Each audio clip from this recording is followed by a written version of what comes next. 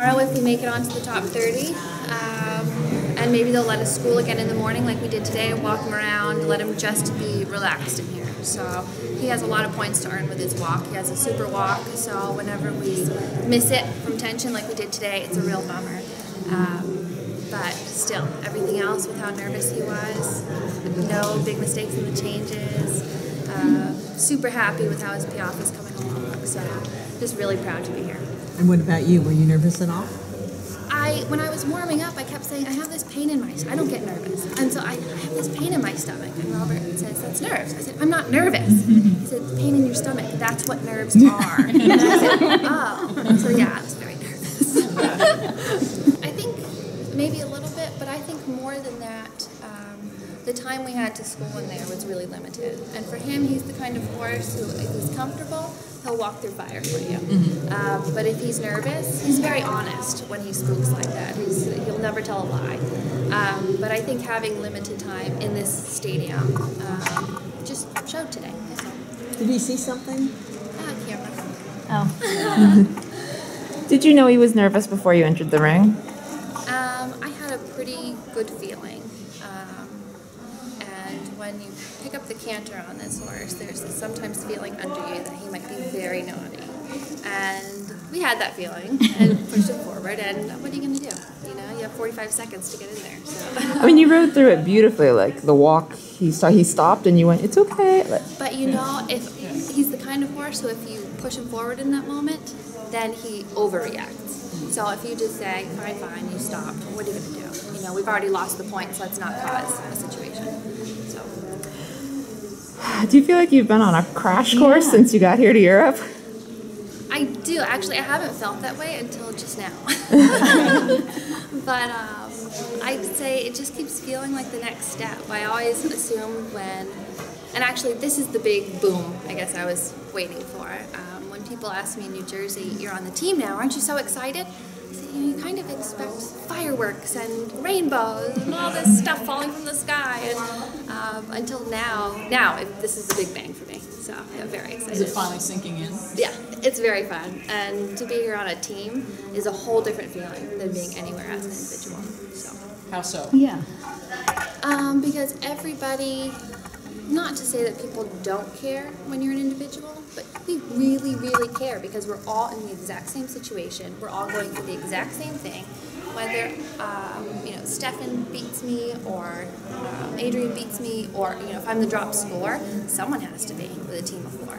So we're all in it, and it just feels really like family. Everyone watches, they all come out afterwards. It's great.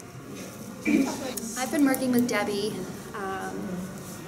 since maybe November of last year, and I can't even begin to tell you how much she's changed my whole life. So I wouldn't be here without her. What did she say to you after you rode? She was crying just like this. Well, Adrian was saying yesterday how happy she was that Debbie was coming back over for you guys. It was a last-minute kind of team selection for us, and when Adrian was selected to be on the team, I was like, we have to get Debbie to come, and she said, okay, I think I can meet you guys in France on Wednesday, and we said, no, you need to come like yesterday. So she flew, traveled for like 36 hours, and made it to our farm in Belgium by Monday. And so just having someone who you trust like that takes an immense amount of pressure off your shoulders. Technically, she changed our bits. That was a really big change for us. He has a fractured jaw.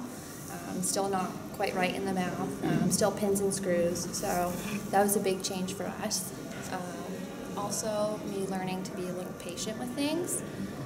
We've been together 12 years, the horse and I, so sometimes it gets a little bit like, well, I know you're going to do this, so I'm just going to, correct you now, as opposed to riding the correct way. And she has such an international eye. She sees this all the time. She continues her own education, comes over here to learn, and she's totally invested, and always has the welfare of the horse in mind, which is really different than a lot of trainers. And sometimes if I say, he needs a little more, she's the first person to be his advocate and say, you put that horse back in the barn. And not a lot of trainers will do that. Didn't he break his jaw a long time ago? It was 2011, the fall. But he got caught in in the bars of his stall.